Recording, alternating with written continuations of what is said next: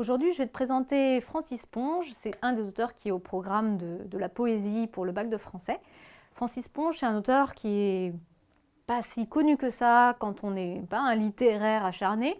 Donc je vais te donner quelques repères pour pouvoir te naviguer dans son œuvre et puis surtout pouvoir faire une introduction qui tienne la route à l'écrit, comme à l'oral d'ailleurs, si tu tombes sur Francis Ponge aussi à l'oral. Alors pour l'écrit comme pour l'oral, voici les éléments qu'il faut que tu connaisses. Francis Ponge, c'est un auteur, comme tu le vois, qui est né à toute dernière année du 19e siècle et qui a une bonne longévité quand même, puisqu'il est mort assez vieux, et qui a traversé tout le 20e siècle. Donc ça, c'est assez intéressant parce qu'on va le voir traverser la Première Guerre mondiale, la Deuxième Guerre mondiale, et tous les changements aussi au niveau littéraire, artistique, culturel, qui vont avoir lieu dans cette période charnière. Francis Ponge, il est productif en termes d'écrit, surtout au milieu du XXe siècle. Donc, il y a par exemple le parti pris des choses dont je parlerai tout à l'heure, qui sort en 1942, et puis La rage de l'expression, qui va sortir un peu plus tard et qui va, elle, être écrite, ou ce recueil va être écrit, plutôt d'ailleurs dans les années 40 à 42 pour être publié bien après, donc plutôt vraiment au milieu du XXe siècle. Il s'agit bien sûr de poésie, comme tu l'auras compris, même si quand tu regardes les poèmes, en vrai, tu as l'impression parfois que c'est du texte en prose, et ce n'est pas qu'une impression, puisque c'est du poème en prose. Il y a des passages de vers libres, je crois que tu l'auras remarqué si tu as eu le temps d'ouvrir déjà le recueil. Pour certains poèmes, il y a une alternance entre le texte en prose et des passages en vers libres qui sont en fait amenés par le texte en prose. On voit un petit peu la jeunesse du poème, en fait. On est dans l'atelier poétique, d'ailleurs c'est le nom du parcours de lecture qui est renoté sur ton édition, dans l'atelier du poète. Donc il y a un mélange entre prose et vers libre dans la poésie de Francis Ponge. À quel mouvement est-ce qu'il appartient Alors, on peut l'associer au surréalisme, même si ce serait réducteur, parce que il fréquente un petit peu, en tout cas les textes surréalistes. Les textes surréalistes, le surréalisme, ça naît après la Première Guerre mondiale, ça se développe beaucoup entre les deux guerres, et ça s'organise autour de la figure d'André Breton, qui est lui-même poète, qui va fédérer un certain nombre d'auteurs, dont Éluard, dont Aragon, et puis ensuite, il va y avoir une dislocation de ce groupe. Il y avait Aimé Césaire aussi, et donc on va avoir des individus, des poètes, qui vont travailler un peu plus en solo. Donc il y a des liens avec le surréalisme pour Francis Ponge, parce que souvent on le rapproche d'Apollinaire, Guillaume Apollinaire, qui est celui qui a inventé le terme surréalisme, mais qui n'était pas surréaliste lui-même, et oui, sinon ce serait trop simple, puisque Apollinaire est mort en fait en 1918, et le manifeste du surréalisme a été fait après. Donc il a des liens, ce Francis Ponge, avec le surréalisme, mais on ne peut pas dire vraiment qu'il est surréaliste. J'ai rajouté un terme qui n'est pas forcément celui d'un courant, mais c'est plus une manière de désigner, de qualifier sa poésie, le terme d'hyper-réalisme. Pourquoi? Parce qu'il fait attention aux objets. D'ailleurs, il le dit, il le commente souvent, même dans le titre « Le parti pris des choses », il y a les choses dedans.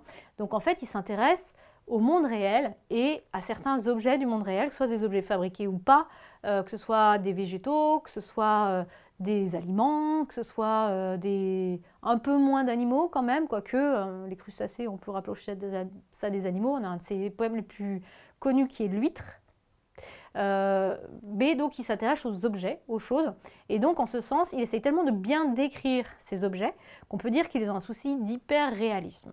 Parfois on dit qu'il a presque une démarche scientifique en cela, parce qu'il essaie de faire une description la plus exacte possible des choses, et c'est en faisant cette description hyper précise, hyper réaliste, qu'il atteint la poésie, puisqu'il y a une beauté qui se génère de ces textes. Néanmoins, je rajoute juste un point, au niveau des mouvements, en vrai, on dit qu'il n'appartient vraiment à aucun mouvement, parce que il est comme plein d'auteurs à son époque, René Char par exemple aussi, on peut avoir d'autres comme Philippe Jacotet, que tu connais peut-être un peu moins parce qu'ils sont moins connus du grand public, mais qui ont tous leur langage poétique personnel et qui n'appartiennent pas à un groupe. Donc c'est un peu la même chose pour Francis Ponge. Alors les thèmes clés, comme je l'ai un petit peu dit, l'attention, c'est-à-dire que, on ne va pas dire que c'est la méditation parce que lui n'utilise pas le terme, mais il prête attention aux objets qu'il veut décrire, à un point qu'on a l'impression qu'il est en communion, en immersion avec ces objets. Quand il décrit dans le parti pris des choses l'orange ou l'huître ou l'éponge, on a une plongée totale, une fusion, on va dire, avec ces objets. Alors ça va être la même chose, mais avec davantage des paysages dans la rage de l'expression, où tu vas avoir par exemple un paysage de Provence, un ciel en fait de Provence qui va être décrit pendant tout le dernier poème, et puis aussi un paysage au début plutôt des rives de la Loire, même chose, on est en immersion totale dans ce paysage. Quelque part cette poétique de l'attention, cette manière de faire de la poésie avec l'attention prêtée aux choses, ça rappelle presque un peu les haïkus, je ne sais pas si tu connais les poèmes japonais, les haïkus, qui eux sont très très courts par contre, hein, mais qui sont aussi une espèce d'exercice spirituel d'attention aux choses, au monde qui nous entoure, à la nature, aux petits éléments. Donc, ça c'est l'attention. L'hyperesthésie, c'est parce qu'il met tous les sens en éveil. L'hyperesthésie, c'est quand tu as des sensations décuplées, extrêmes. Tu te rappelles peut-être que Baudelaire, on parle de synesthésie pour ses poèmes, c'est-à-dire qu'il met en relation, en correspondance plusieurs sens. Eh ben, Francis Ponge, lui, il a une telle attention, une telle précision dans la description des sensations qu'on peut dire que c'est hyperesthésique. Il est aussi dans le symbolisme, puisque chaque élément qu'il va décrire et qui va faire l'objet d'un poème va être étudié dans sa description physique, dans les sensations qu'il dégage, qu'il produit, mais aussi dans sa symbolique. Que symbolise l'oiseau, par exemple? Là, il y a tout un poème sur l'oiseau. Est-ce que c'est la liberté? Est-ce que c'est le bonheur? Est-ce que c'est la légèreté? Il va décrire aussi les sonorités du mot oiseau. Il dit que c'est le seul mot de la langue française où il n'y a que des voyelles. Et quand on y réfléchit, on se dit, enfin, où il y a toutes les voyelles plutôt. Oui, en effet, il y a toutes les voyelles hein, dans oiseau, ce qui est un peu bizarre, avec juste le S au milieu. Donc il essaye de comprendre quel est le symbole de ça, qu'est-ce que ça nous dit, c'est quoi la signification cachée en fait des choses. Et puis métadiscours, parce que souvent, comme c'est indiqué dans le parcours de lecture dans l'atelier du poète, il commente le fait d'écrire.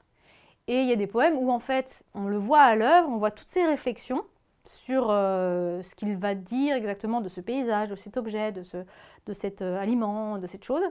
Et il va nous montrer comment est-ce qu'il va accoucher quelque part du poème à la toute fin. C'est surtout le cas pour le dernier poème sur le ciel de Provence, où on a l'émotion du poème final parce qu'on a compris toute la démarche précédente. Alors, une citation clé, « L'homme fera des pas merveilleux s'il redescend aux choses ». Il y a l'idée d'émerveillement, d'enchantement, en fait, hein, qui est propre à la poésie. Dans la tradition poétique, on parle parfois du charme poétique, le carmen, c'est-à-dire un peu une formule magique qui enchante. Et puis, s'il redescend aux choses, c'est-à-dire que vraiment il fait attention à son quotidien, aux petites choses, autant la nature que des objets. Et en bonus, je t'invite à aller voir justement ces plus grands poèmes. Alors, on peut être un peu surpris qu'au bac, on n'ait pas mis le parti pris des choses, parce qu'en fait, c'est ça le recueil le plus connu de Ponge, qui est déjà en lui-même pas si connu que ça, mais il va le devenir maintenant. Donc l'huître, l'éponge, la mûre. Je te propose un petit exo. Tu te mets devant, peut-être pas une huître, mais au moins une éponge, c'est plus simple à avoir, et tu essayes de faire une description de l'éponge en essayant de faire un peu de poésie, tu vas voir, c'est super dur. Et ensuite, tu lis l'éponge de Ponge, et là, tu vas comprendre en fait le talent de ce poète. Bon, l'éponge, Ponge, je crois qu'il a fait exprès, hein, parce qu'il aime bien les jeux de mots. Et à chaque fois, il explique en quoi est-ce que l'objet qui est banal, qui peut être moche, qui peut être repoussant, en fait est un objet poétique. Donc il émerveille, il transforme les choses en merveilleux, les choses de tous les jours. Voilà, il va falloir que tu sois capable de citer ces petits poèmes aussi, parce que ça fait partie en fait d'une culture littéraire française traditionnelle. Donc bon courage pour la lecture de Ponge, c'est pas toujours facile parce que c'est de la poésie. Vas-y tranquillement, ça se lit pas comme un roman, fais-le petit à petit. Et dans tous les cas, je te souhaite bon courage, bon travail et beaucoup de succès pour ton bac.